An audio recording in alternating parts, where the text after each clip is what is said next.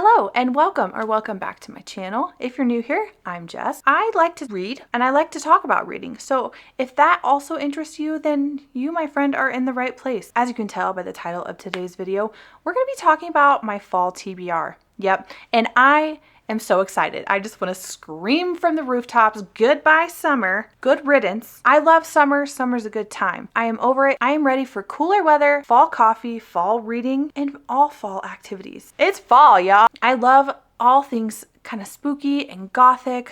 I love those kinds of books, so I'm really excited to get into some of those. I do have an assortment, a few different books other than just fantasy romance. Without me yapping anymore, let's get into it. Now this TBR is subject to change. I very seldomly stick to a TBR. So these are all suggestions. These are all what I would potentially like to read. If I decide I don't know what I want to read, these are going to be it. Some of these aren't very fall spooky kind of books. For me, I just want to be able to read them when the weather is cooler, where I'm in more of a mindset for fall. So these first two I feel like should be the most obvious choice, and I have not read either one of these, which I believe is probably a crime in several countries, but Nocticadia and Anathema by Carrie Lake. Again, these are just the pure epitome of fall reading, spooky reading. Nocticadia is like a spooky gothic academy setting, and it's kind of like horror-esque from what I have heard. I obviously have not read it yet. It is a chunky girl, but I would, however, like to read it during the fall. Anathema, again, very spooky theme. I literally don't know anything about it. I do know, however, there is a second book that is coming out soon this year, so this next book is just giving me fall vibes. The Bond That Burns by Briar Boleyn. I read book one a few months ago, and I really did enjoy it. I enjoyed where it was going. Definitely like a bully romance, but I do want to see where this goes. And these books have since been picked up traditionally, so I don't have the traditional covers. I do have the indie out of print. Book 3 is supposed to be out sometime this year. This is an academy setting, and that it just screams fall going into winter months. I don't know what it is. I don't know if it's just from growing up watching Harry Potter, always being in the colder months. I don't know. The academy setting to me just equals fall and winter reading.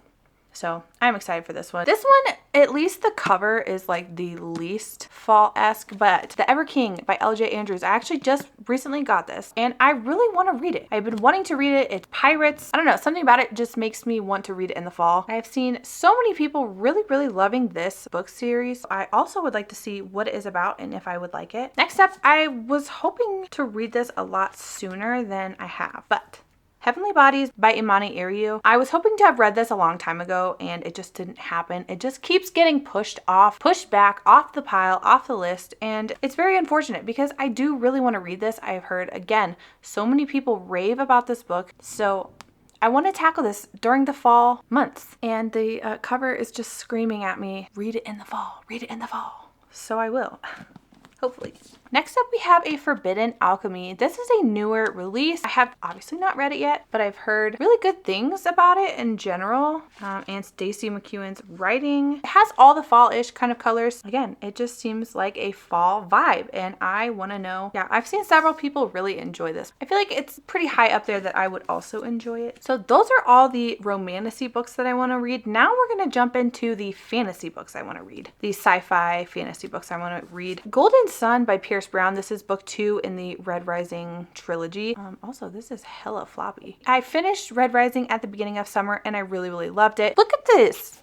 This is perfect fall colors and it is just speaking to me, and I have been wanting to further myself along in the series, so it seems like such a perfect opportunity to take advantage, read it in the fall, potentially get my heart broken in several different ways is what it sounds like. The Shadow of the Gods by John Gwynne. I have heard nothing but good things about John Gwynne's books in general. This series in particular has a dragon. I love dragons, and I don't know what it is about dragons that just scream fall. I don't know what it is. Nonetheless, this is a big old girl. She's gonna fly away if I do not read it. Okay, this is less than 500 pages, so I don't know why, but his books always just seem absolutely massive.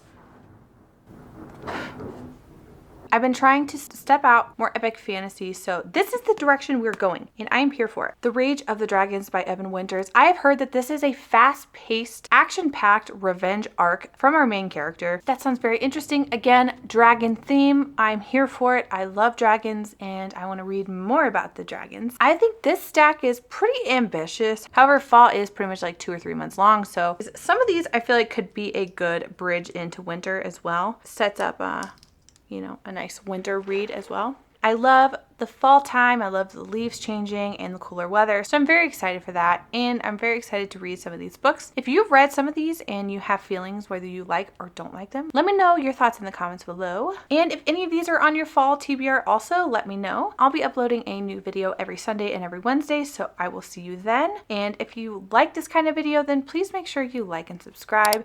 Thank you so much for watching, and until next time.